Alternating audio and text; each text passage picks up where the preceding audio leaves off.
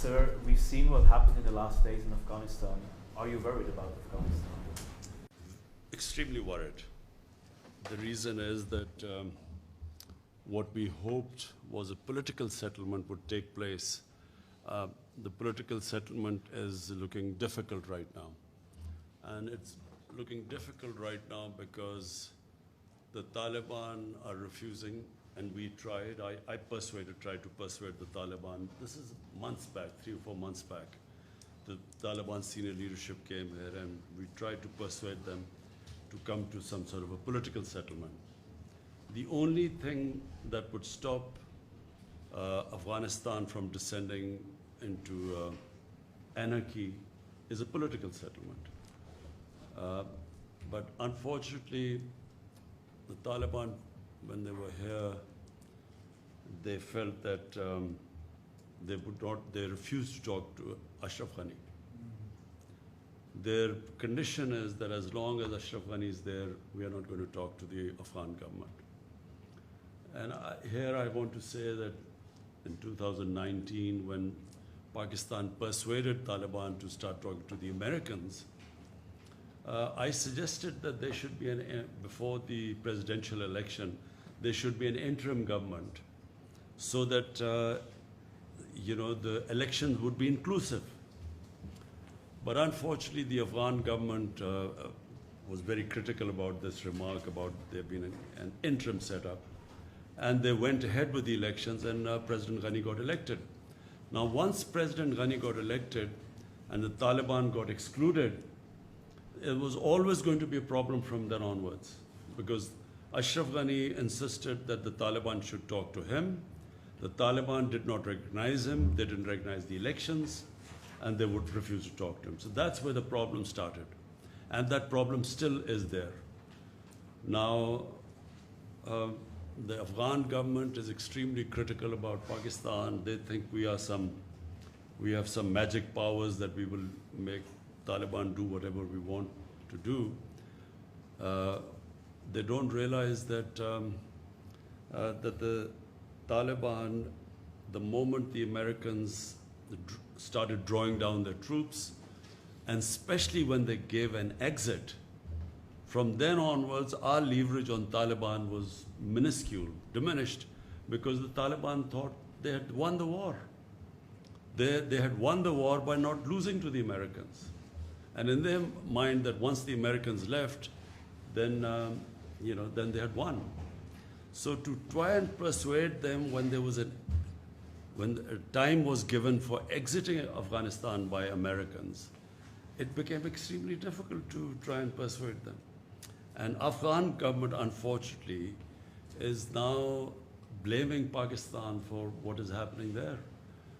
They somehow think that Pakistan has supernatural powers. We are a superpower plus, which can, which has such power that 70,000 Taliban can take on 300,000 Afghan government troops with aircrafts and with modern weapons. And somehow, we have that power to make them win. So the Afghan government, and the other reason is Afghan government, I think, right now from what I can see, they are blaming Pakistan, as well as they are now trying everything to somehow get the Americans back into Afghanistan. The whole posturing right now is that they're blaming the Americans for this debacle, Pakistan and the Americans. And they are trying to somehow persuade the Americans to actually intervene. And there are listeners in the American political system who are listening to the Taliban and using these things that women are at risk, and all those who supported the NATO troops, they are at risk. And somehow they want the Americans to again intervene. But this is, they've been there for 20 years. What will they do now which they didn't do in 20 years? So so this is the situation right now. You asked me a question about us being worried. We are worried because the direct impact of this descending into a prolonged civil war, this is what we think will happen. It will be a prolonged protracted civil war, and the country that will be most affected after Afghanistan will be Pakistan. We will be affected, number one, that more Pashtuns are in Pakistan than in Afghanistan. Taliban is basically a Pashtun movement, so it will flow into our Pashtun areas. And it happened after 2003-4. It happened that our Pashtun areas reacted to what was happening in Afghanistan, and Pakistan lost 70,000 people in that because we supported the Americans. And so there's a likelihood that again in our Pashtun areas we will have problems. So that's number one. And then having lost 70,000 people and over $100 billion lost to the economy, half of our tribal area people were internally displaced. About 3 million people were internally displaced. So that's number one worry. Number two is refugees. We already have 3 million refugees in Pakistan, Afghan refugees. 3 million registered. We think there are over about 500,000 more than that. So last thing we want, our economy is just recovering. We do not want another inflow of refugees. And number three is that we have now great plans of our connectivity right into Central Asia through Afghanistan. I just went to Tashkent to work on this railway from Uzbekistan connecting through Afghanistan, through Mazar Sharif and into Pakistan, which would connect this whole area. So this is our future, it's geoeconomics.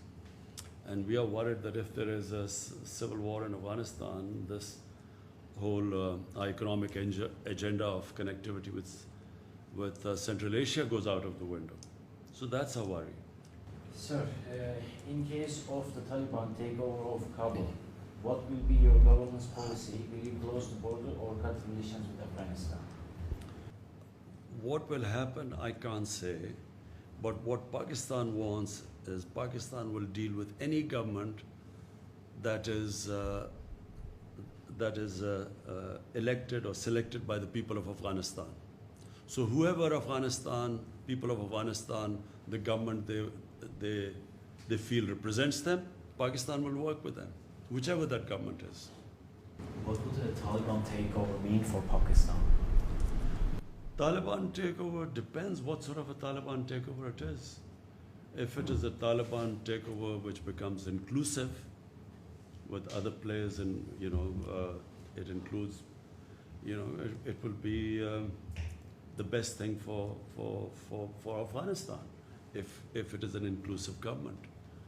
But if it is exclusive government with fighting going all over Afghanistan, we believe that if the Taliban try and form an exclusive government through military takeover, this will mean a protracted civil war.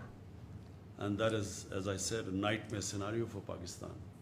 So there's, it seems, even though everyone's gathered in Doha today, I believe there's a Troika meeting as well, it seems like there's a last-ditch effort to try to come to some sort of solution. Do you think there's lots of suggestions as to how this could move forward? The Taliban have one suggestion too, which is that Ashraf Ghani should step aside. If it means, given how much Pakistan has at stake, would you support such a move? I mean, if it comes to this consensus that an elected president should step aside? Number one, at the moment, the top priority should be a ceasefire, because obviously civilians are affected, and civilians will get more and more affected as this fighting rages and gets into the main cities. Once the fighting gets into the main cities, then there will be heavy civilian casualties. So therefore, at all costs, there should be a ceasefire. Now, what would it take for a ceasefire? And that's what the Doha talks are all about. So, I'm not a big one into military solutions. I believe that, as a politician, we always should look for a political settlement. Now, let's hope that there is there is some sort of a political settlement, but that will only happen if Taliban realize that they cannot take over the whole of Afghanistan through military means, and the government side realizes that they too have to give to come to this ceasefire. So they will also have to make compromises. So that's really what these talks are all about. Can they meet on a middle ground? Now, whatever that middle ground is, I guess the talks will decide. So do you think influence of Pakistan's influence of Taliban has been decreased compared to 1990s? What do you think about that? Let me remind you that, Pakistan was the three governments that recognized the Taliban government in 2001, before the Americans toppled the Taliban government. And probably Pakistan was the most influential government. Despite that, when Pakistan wanted, on behest of the Americans, for Taliban to hand over Osama bin Laden to the Americans, the Taliban refused. So even then, the influence of Pakistan was not all-encompassing. But let me just say one thing. As a student of history, and especially of Afghan history, anyone who thinks that Afghanistan can be controlled from outside does not understand the character of the Afghan people. Throughout their history, they have never accepted outside control. Take the three of the British-Afghan wars, which happened. There were three. Then the Russians. Everyone knows the Russian history, and now this recent 20-year-old American misadventure. So if you look at all of them, one thing comes out, that the Afghan people of Afghanistan they cannot be made puppets. If I was the Pakistani policymaker in the 90s, I would not have encouraged this idea of strategic depth, which Pakistan policy was at the time. Very understandable, because the 7 times size of Pakistan is India, a hostile eastern neighbor. And the Pakistani security setup was always worried about Pakistan facing two fronts, east and west hostilities. So therefore there was always an attempt to have a pro-Pakistan government in Afghanistan. But in my opinion, whichever government comes into power in Afghanistan would have to work with Pakistan. And Pakistan should work with any government that comes, which is selected by people of Afghanistan. Rather than trying to influence governments in Afghanistan, if you look back at the history, it does not work. The Afghan people do not accept it. So even now, when we talk about if the Taliban takeover takes place, will it be a pro-Pakistan government? Whichever government comes into Afghanistan, it will, if it is ever perceived to be controlled from outside, it loses credibility within Afghanistan. People of Afghanistan will only back a government that represents their people and stands for their interests. So therefore, my policy, ever since my government has come into power, we have reached out to all the Afghan factions, to the Northern Alliance, to who were perceived to be anti-Pakistan. Hamid Karzai I've talked to, Abdullah I invited, I talked to them. All of them we try to convince that, look, we now have no favorites in Afghanistan. Whichever government comes into power, Pakistan will work with them. There's often the view, we talked about this week, the view in the West and also in Afghanistan, that once the Taliban take over in Afghanistan, Pakistan would have achieved its final goal. Is that a misconception? You see, again I repeat, if the Taliban take over, because Afghanistan is ethnically divided population. Pashtun are only about 45% of the population.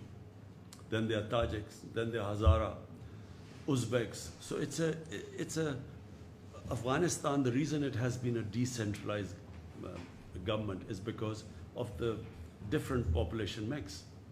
So therefore, if one population tries to impose itself on the rest, one ethnic group, there will be a constant what's the word, unrest in Afghanistan. And that is not what Pakistan wants, which is why we want an exclusive government.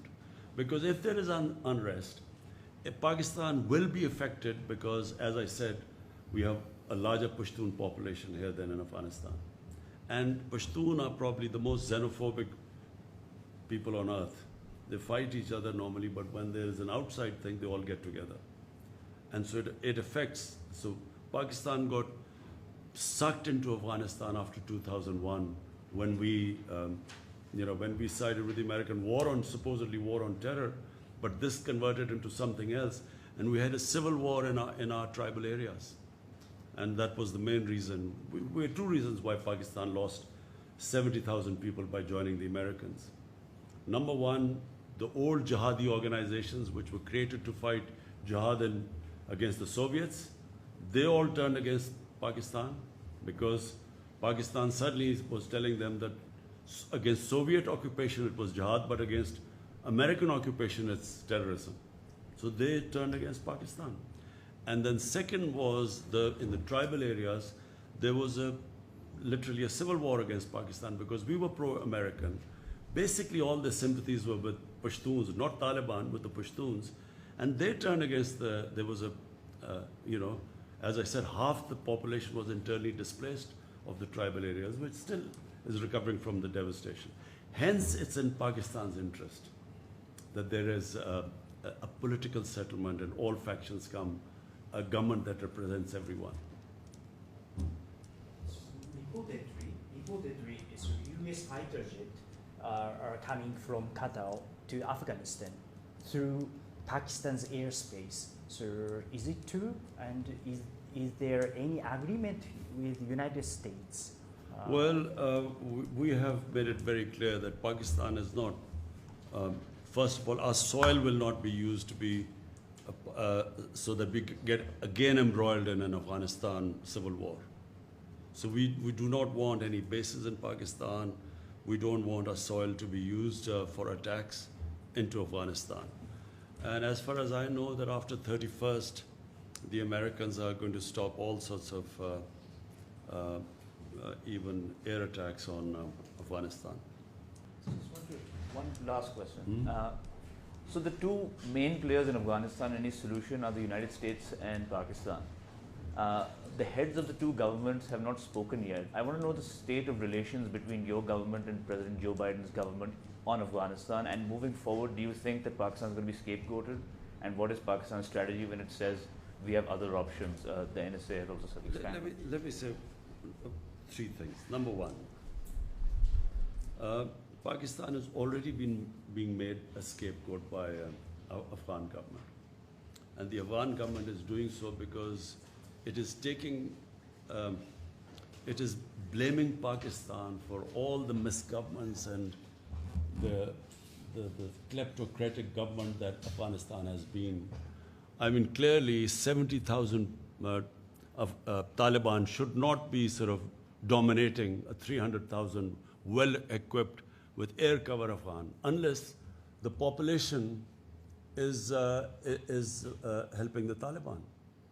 It cannot happen otherwise. So rather than looking at the reasons why they have not been able to provide the governance that was required for winning over the population. And secondly, the whole hasty way that the Americans have certainly left.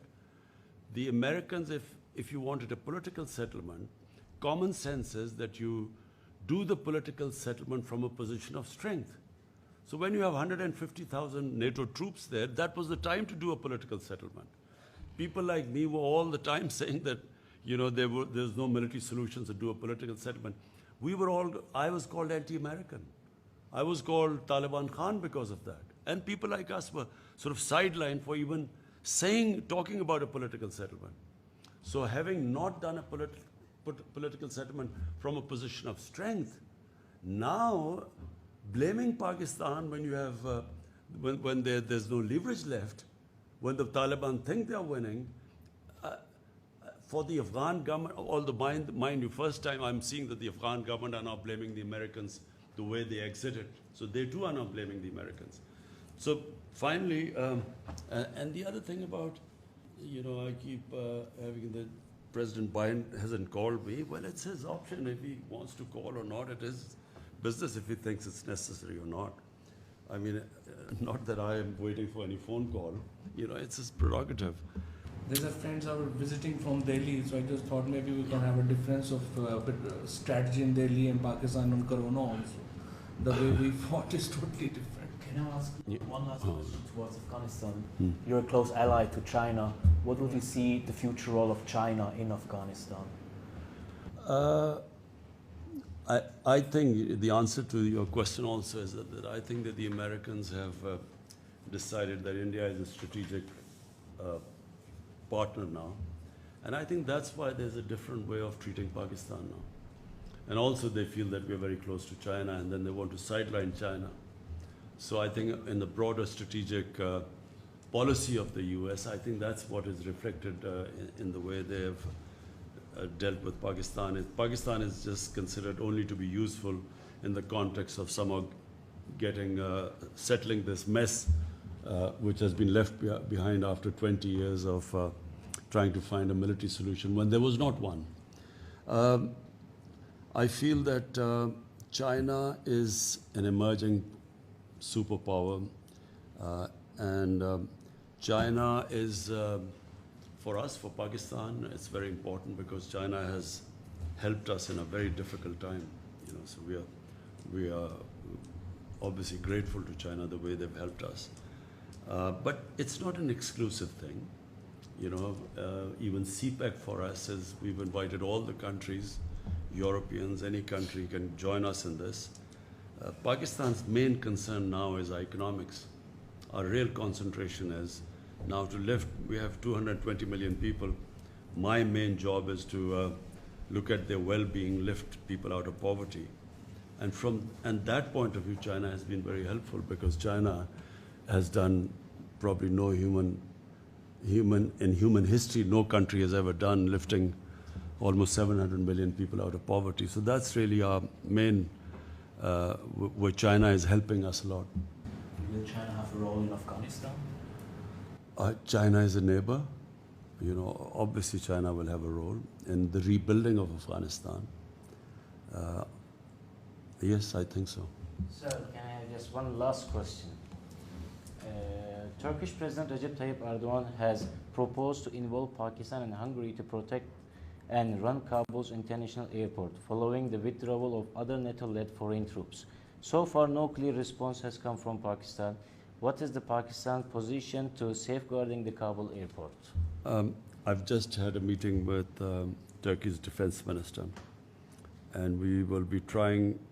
The best thing is for Turkey and the Taliban to have a face-to-face dialogue, so both can talk about the reason why that Kabul airport has to be secured. And so we will be talking to the Taliban to use our influence for them to have a face-to-face talk with Turkey.